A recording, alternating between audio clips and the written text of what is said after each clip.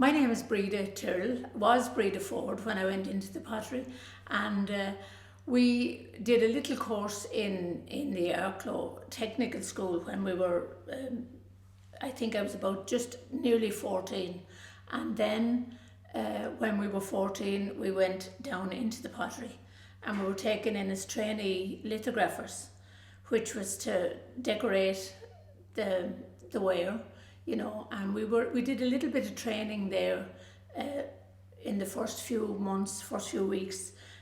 What we started on was to put back stamps on the mostly flatware, you know, and that was kind of our training period. And then eventually then we progressed to doing transfers, you know, the actual patterns on the plate. And when we started in 1954, the process that we followed was you got your ware, you got an order from your forewoman, you were told what to get, you brought them to your bench. The first thing you did was we had to paint what they call size onto all the pieces of ware, and you put it aside piece by piece until it dried, and when it dried it became tacky, sticky, and then you got your transfers. You put the transfers on the ware on top of the size, and that kind of set the pattern onto the ware. Then the next process after that was you had to have a sponge and water, and you literally wet the paper with the sponge, but we had to do a lot of rubbing, you know, literally to press the colours into the size and take away the paper. So that was the kind of what we learned. That was the process that we learned on. We did that for a couple of months, you know, and then the ware was taken away. Then your order, whatever, whether saucers or flatware or cups or whatever, it was taken away then to be fired. So we didn't see it anymore then, you know, and that was what we trained on. It was wasn't strenuous, but it, you know, there was a lot of elbow grease involved in it, you know, for our age, you know, but we did well on it. And to come back then, you were 14 years of age, were you? Mm-hmm. Yes. And what year was that? 1954. So 1954, you finished primary school, went into the local... Tech. And then how long did you spend there? We were only, I think it was about less than a year, because we finished in national school around the 13. We did the primary cert and we went into the tech, and it was probably the year between 13 and 14. You know, I was 14 in the January, and then I went into the pottery in the following June, 1954. Just straight out of school? Yeah, straight. Well, most people went to work then, because secondary school wasn't free then, and it was fee paying. All the secondary schools were fee paying. So if you didn't have the money to go to secondary school, everybody went to work, and people couldn't wait to go to work. They were looking forward to getting out of national school and getting to work. You know, that was the way life was. Your mother and father did the same? Well, my mother and father, I was number 6 in the family. There was 10 in my family, and I was number 6. So I really don't remember. My mother was in England for some years when she was young. My father was at sea, and then he worked on land for a few years. But I don't really remember that, because I was down the line, if you know what I mean. So 14 years of age, you go into the pottery. Was there any other members of your family there? Yeah, my father was there then, and my older 2 sisters were there. So my daddy was he used to work on the kilns. They used to call him Mick, the bricklayer. He used to work on the kilns and build up the bricks, and if there was any damage done, he repaired them. You know, my 2 sisters, one sister was a lithographer like me, and the other girl Elizabeth worked in what we called the print shop. I think it was later called the Murray shop, where the willow was done, which is a different process.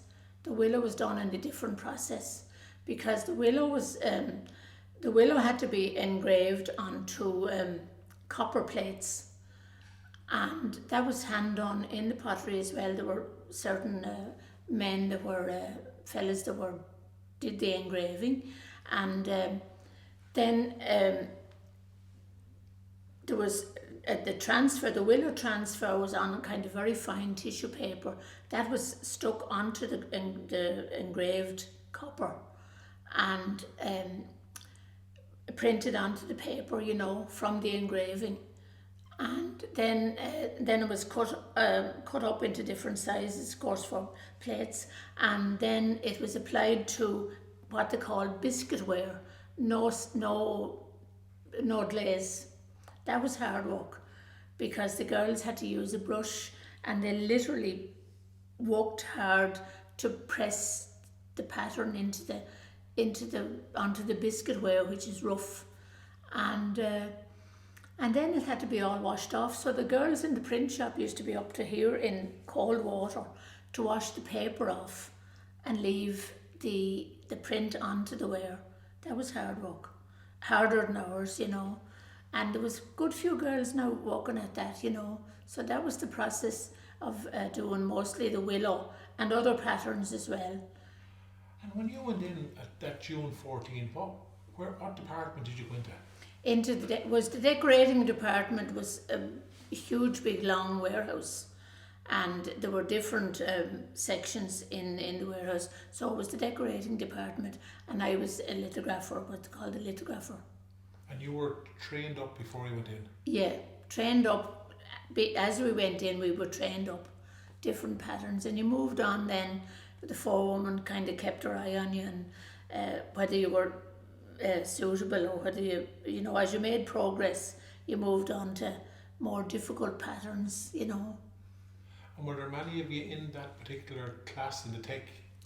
I think there was about, as far as I can remember, I think there was about maybe 8 or 10, in that class. And there would have been people before me and then people after me as well. So it was done over a couple of years, so they were never short of new employees, as they got married and left, or maybe went to England eventually. There was always new people coming up. I don't know how long it went on after I went in. I'm not sure whether I think there was a couple of classes after that. But you had moved along, then you were kind of out of touch.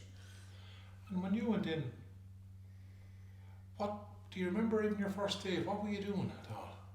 The first day we went in, I think we were just sat down, and we were kind of shown how to handle the ware, and and we were given the stamps were done with gold then, and you had a little tile. It was like a tile, and it was gold rolled onto that tile, and then you had a rubber stamp, and you literally just kind of stamped, the same as they do in the post office, stamped the back stamp onto the ware, and you learned to do that then for a few weeks, as far as I can remember, and then you progressed then to turn over the ware and put the transfers on like on the plate, It was a slow process, to get it right, because you had to have it very smooth, and you had to not to have wrinkles in the print, because if there was a wrinkle, it meant some of the colour would be missed,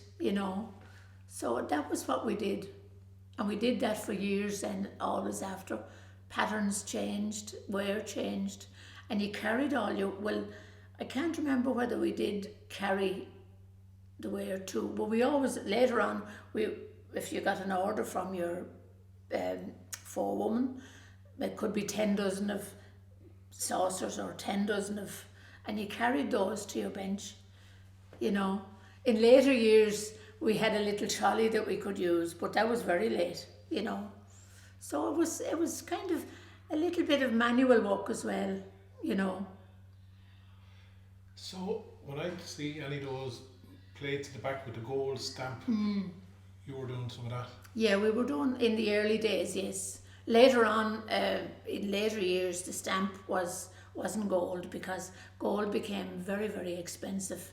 And they used to have to, the liners were the people who did the edging with the gold. You know, we didn't use gold except for that stamp, but they used to, any cloths that they had, and the cloths used to be supplied all the time. Any cloths they had for to wipe the gold or clean up or anything when they were cleaning up, those cloths had to be collected, and they were, I don't know what the process was, but I know they were cleaned to extract the gold from, and not to have it wasted because it was so expensive, you know.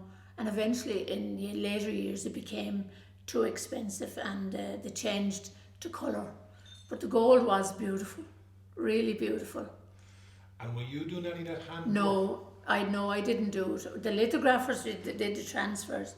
The liners, as we called them, did the gold and the edging and all that, you know. So it was two separate jobs, you know, completely different. And how many transfers would you do in a day? Well, it depends on the order and what it was, but like you could do sometimes in later years you could do 10 dozen saucers, you could do 10 dozen cups, plus you could do 30, 40 dozen in a day if you were good and quick, you know. I think it even got more as you got, you know, the process changed in later years, and it was kind of easier, you know, but you could do several dozens in the daytime. Did the Murray machine make a big change?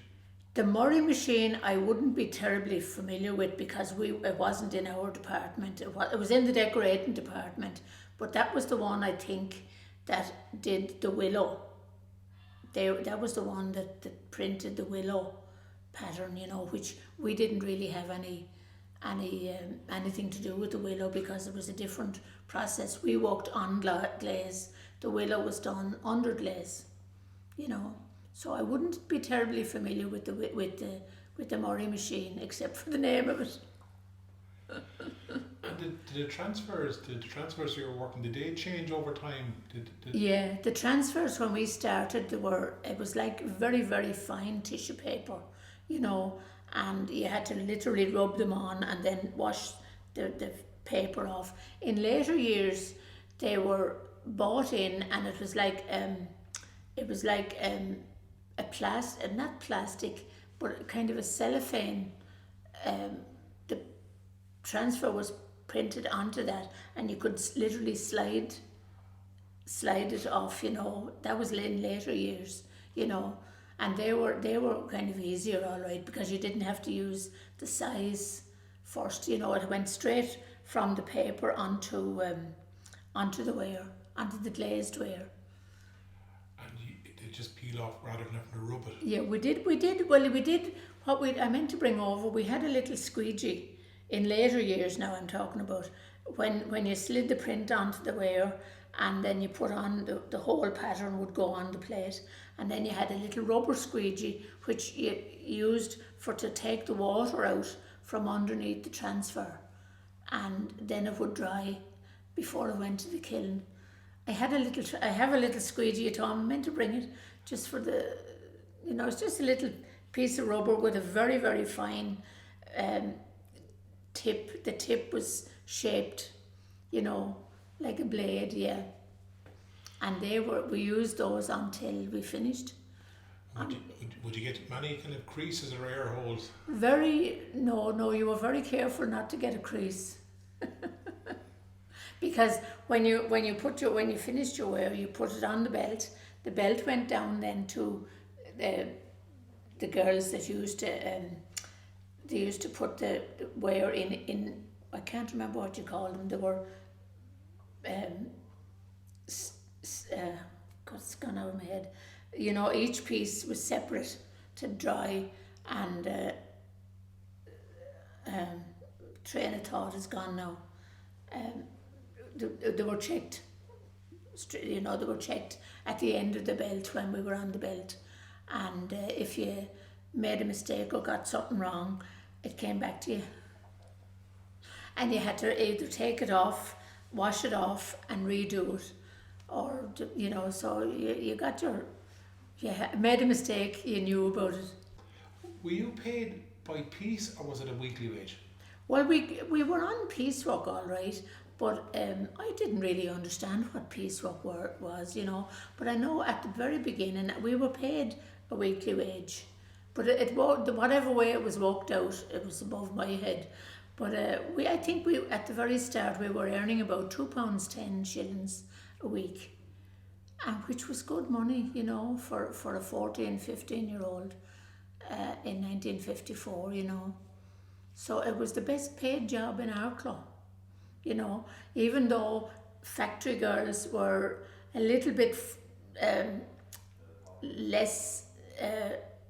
I think it was factory work was kind of looked down on a little bit, you know, but it was the best paid job in Arklow, and there was a great camaraderie between everybody, and still is, from everybody who worked in it, you know. It was a connection, you know.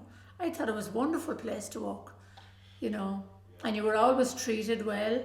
You weren't made to feel less. Very, very few things went wrong, you know. So the management were separate and would always acknowledge you. And even in later years, you know, if you walked into pottery, it was like a feather in your cap, you know, because it was so well ran at that time, you know. It was very good. It must have been a huge opportunity for women.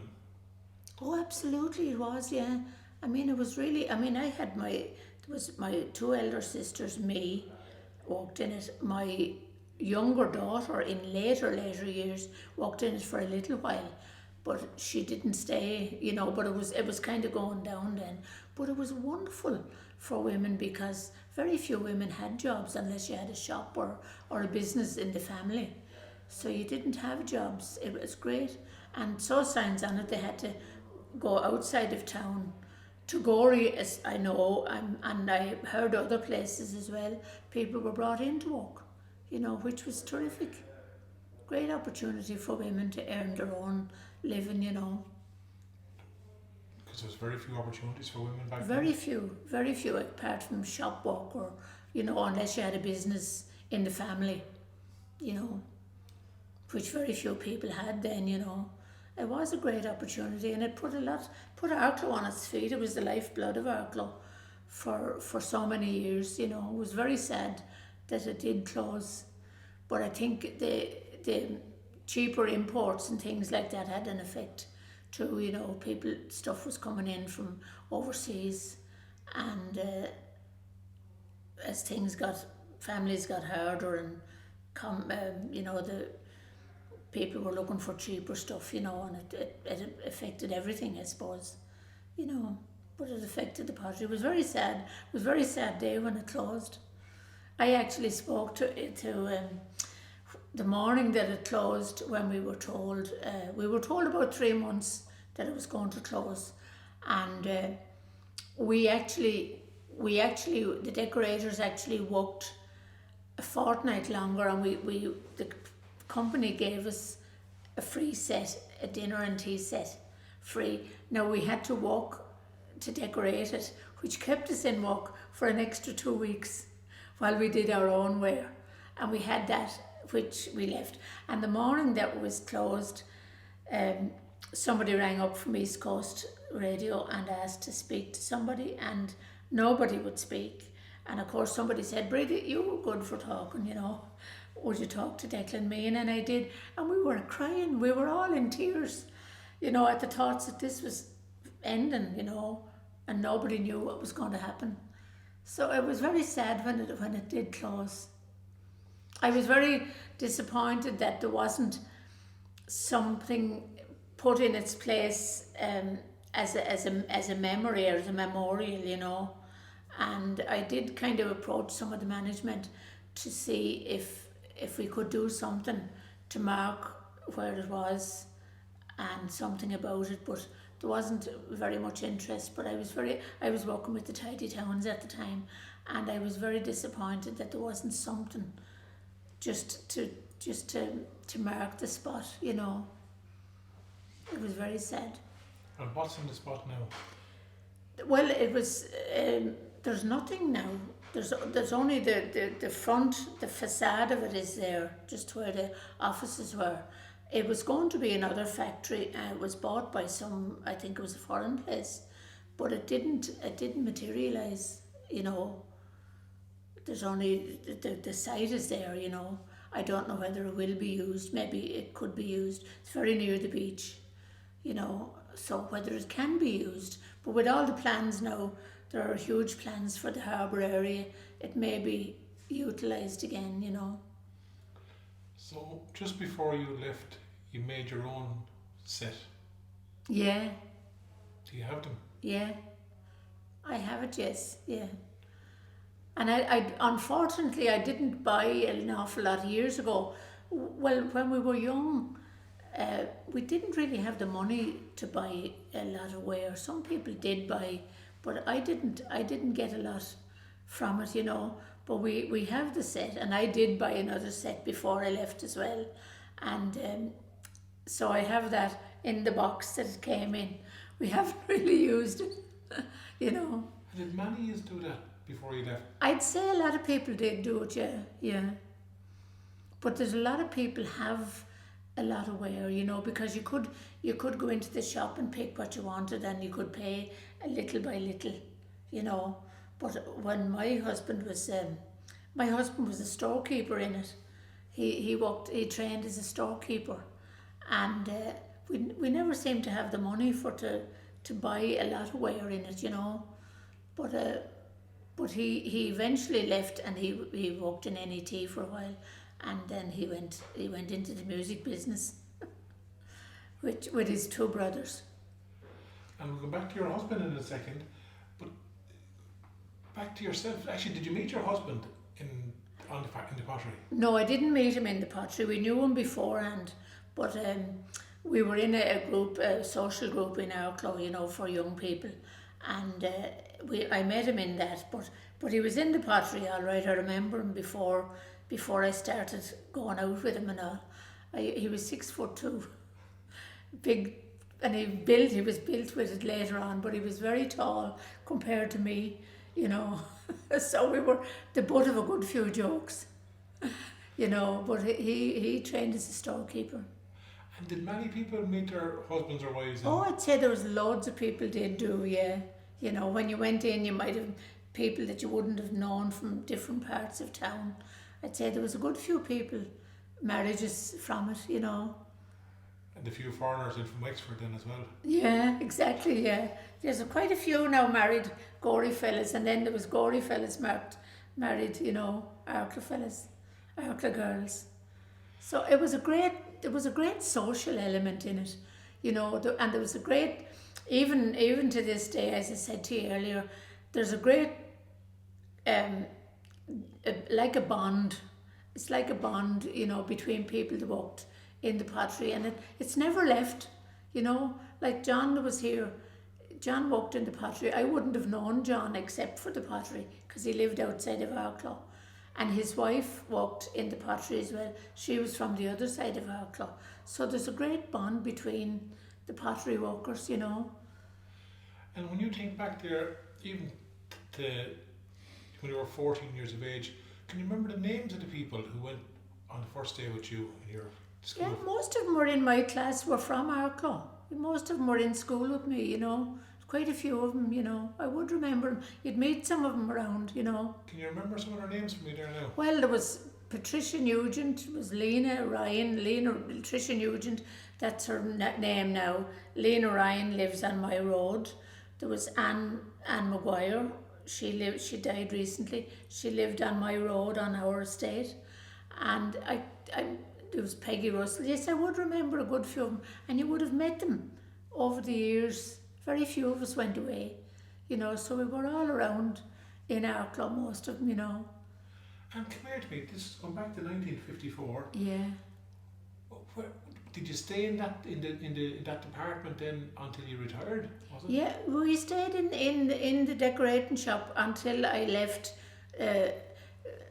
When we went in first, there was one big, huge, it was longer than this, massive big warehouse. But then in later years, there was another section. Maybe it was because there was more people. Jobs changed, and there was a smaller group, but it was still the decorating shop. And there was a smaller kiln in that little area. So really it did stay the same, you know, until I left when I was in 1963, 63. when I was married, yeah. And you were busy rearing chaps and Yeah, girls we then? had started the family then, and we had the family, and I was out of it then for about 17, 18 years, I can't remember. And then Pat was in the music business, which wasn't very good wage-wise. You know, they played loads of music and they were travelling and that, but they didn't make a lot of money. But then eventually, due to kind of family circumstances, I decided I'd have to get a job. And I worked in a couple of places around Arklow, hotels and that. And eventually then I knew Noritaki had started in 1977, and that was going pretty good. And it did the beautiful china, much finer ware than the pottery was. But the pottery was still very good. So I went into Noritaki as a lithographer, and that was in 1980. And I was there for 5 years until that closed. I don't know what happened with Noritaki. It was much more expensive stuff, you know, and the Japanese owned it. So I worked there for 5 years, and it closed in 1985. And then I wasn't working at all then for a couple of months, and then the personnel manager in the pottery at the time came to my door and said, Breda, we're looking for lithographers. Would you be interested in a couple of weeks' work to fill in for, you know, people had left with families and that? And I said, yes, I would be interested. So I went back into the pottery in 1985, and I was there for 15 years until it closed. So we were back to square one, but the process hadn't changed very much. You know, it was the same process, little bit easier maybe, you know, and it was great. So I was delighted, and I stayed there until it closed in 1987. So it was a great life and a great job, you know. So we did well out of it. Pat had left.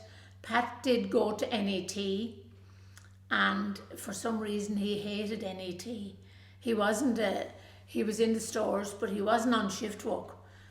And he wasn't earning. He wasn't earning the bigger wages the shift workers got. But he didn't like it because it was very. He never really took to it because it wasn't as relaxed as the pottery was, you know. But he was a very good storekeeper, and men often say to me now, God, when he was in the stores, he knew everything by number and every number in his head. You know, he was good. But he's deceased now. He died last year. So I'm sorry to hear that. Yeah, it's just one of those things, you know. But it was the pottery has great memories for a lot of people. You know, there was so many people walked in it, started in it, walked in it, even if they went away in years. And now I think the pottery ware itself is becoming collectible. The older patterns are becoming collectible, and there's a terrific interest in it. I'm delighted to say, you know. And absolutely. But your late husband Pat, Yeah. he was in the band. Was he in the band with lads from the pottery? Or He was in the band with two of his brothers, Jim and Michael, and there was another fella that was in the pottery as well. I think he was. No, Eddie wasn't. One of them. No, the others weren't in the pottery. They were called the Columbia Show Band in later years, but they started off as the Red Seven, and Jim and Pat and Michael, the brothers, they had learned music when they were young because their aunt was a music teacher, so they had done music when they were young, and they learned the piano and then they progressed to other things, you know. So they were in the show band years from for a good few years, from 1958, 59.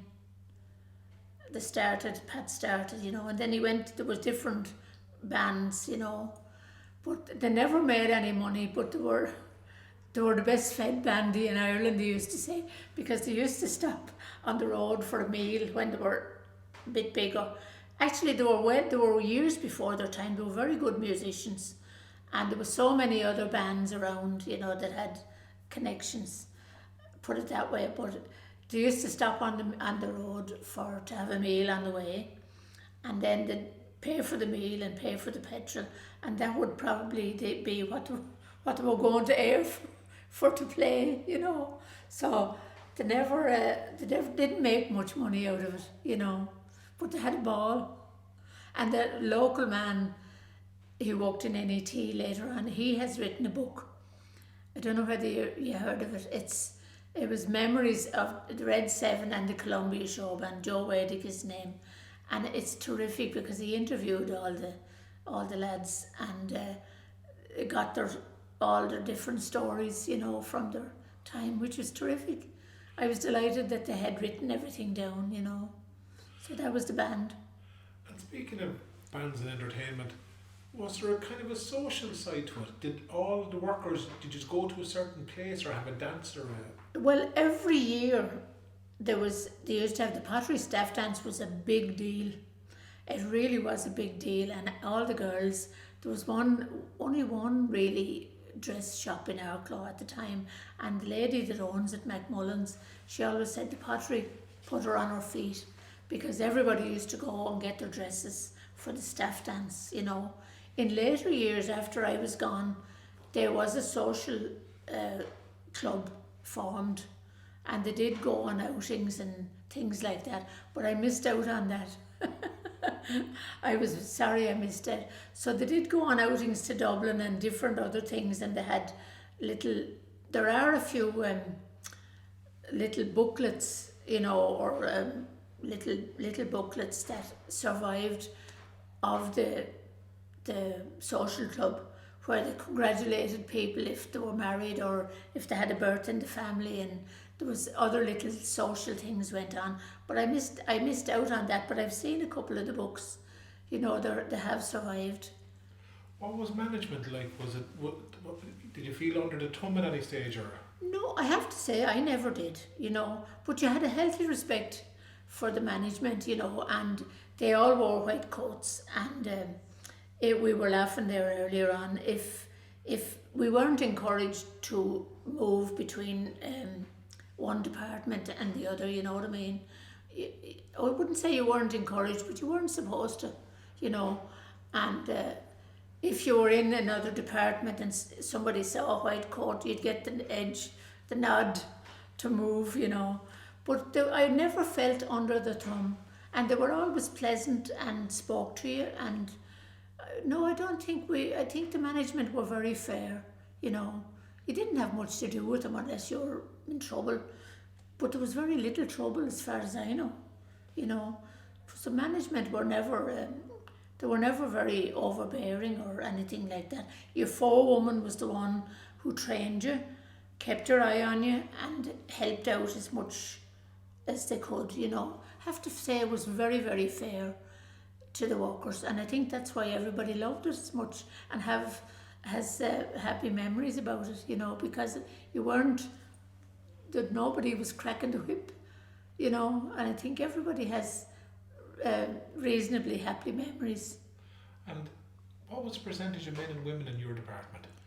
Well, they were all women, nearly all women. The only fellas that were in our department, the fellas that took the ware in from the other departments to the decorating shop, and then you had the big kiln, huge big kiln, I think it was called the Moore Campbell kiln, the name stick in your head.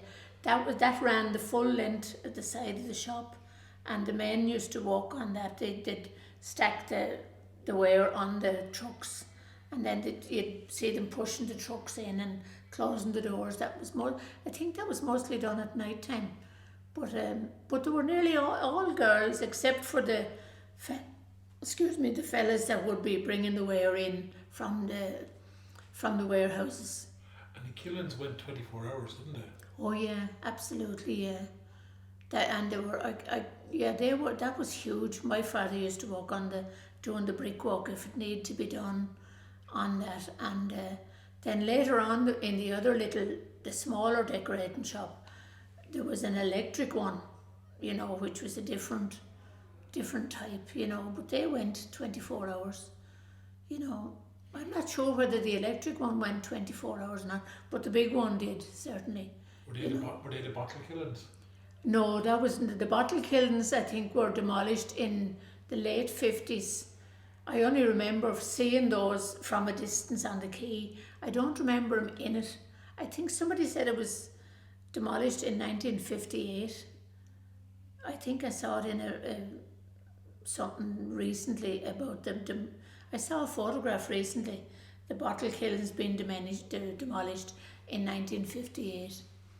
So I don't remember that, because we would have been only just starting in 54, and you wouldn't have had any access, or you wouldn't have no reason to go out. But I remember seeing him as a child across the harbour, And what did your father work at again? He was a bricklayer in it. He was only a bricklayer on the kilns, but he had labour. He had done work in early years as a labourer when he was a young man. He worked with some of the building firms around Arklow. And then he got a job in the pottery. But that was before. I don't remember him getting a job, but I remember him working in it. What was your father's name? Michael Forde. Mick he was known as. Yeah. And when did Mick retire?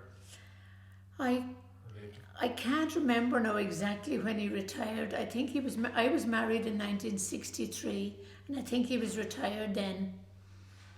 When you got to a certain age, he used to cycle. We lived on Mellors Avenue, which was at the topper end of the town, and he used to cycle up and down. But he retired. I think he retired by age then. I think he was retired when I was married, 63. I don't remember him working before that, but I do remember him when I was young, when he used to get up in the morning, and we had a range in the kitchen, and he used to boil the kettle on the range. How we did it, I don't know. And walk all the way down to the pottery, And we walked up at lunchtime for our dinner and down again in the afternoon. So we were fine, strong little girls. Fit as fiddles. Yeah. Absolutely. So tell us actually the times of the day. When will you start? We start at 8 o'clock in the morning till 12:30. We stopped at 12:30 for dinner, back at 1:30, and then you walk till 5:30. And that was in the early years. Later on, the unions and that came in on the scene, and we walked till 4:30.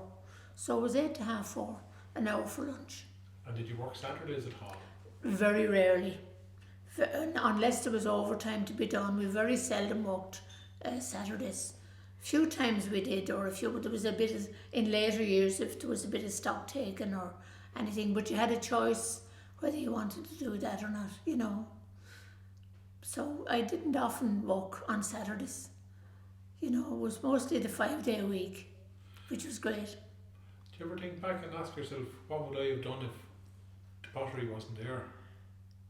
I often did, yes. I always wanted to be a nurse, but at that time, and I'm still interested in it, but at that time you had to pay to train, as you do I think now, I'm not sure. But a lot of Arklow girls went to Romford in Essex in England and trained. A lot of my two neighbours did in later years.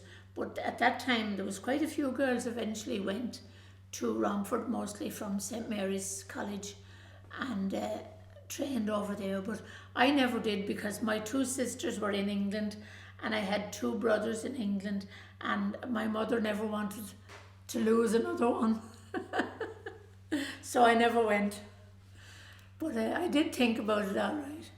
But no, we were happy enough where we were. Very happy. Do you ever look back with any regrets? No, I don't think so. No regrets. No, it was a very happy time.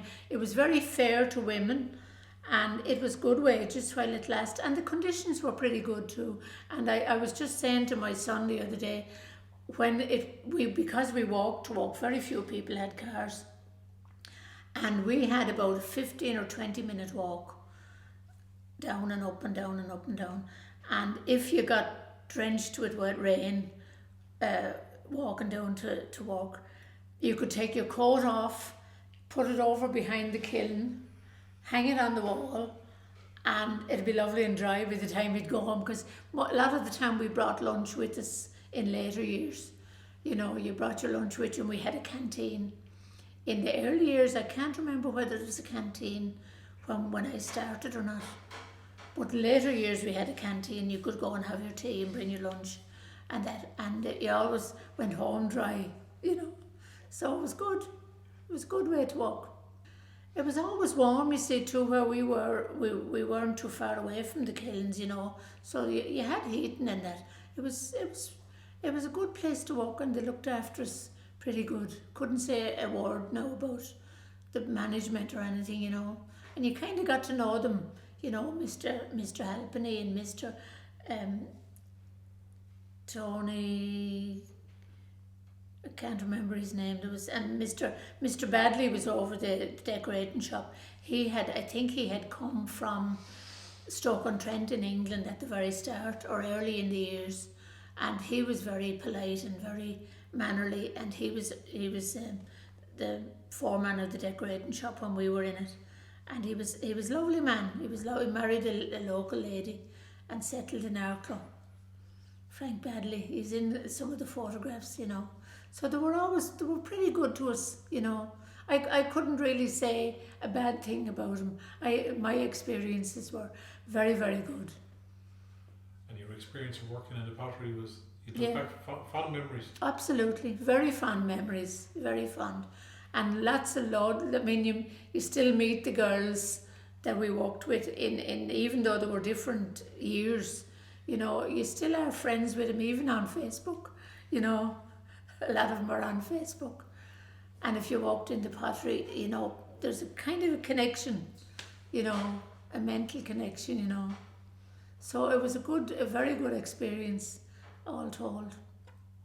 Thanks a million for having a chat with me. I enjoy talking about it, yeah, because the memories are good. You couldn't look back and say, I hated it or anything. It's lovely to be able to say we enjoyed it and it was good to us. Good to us.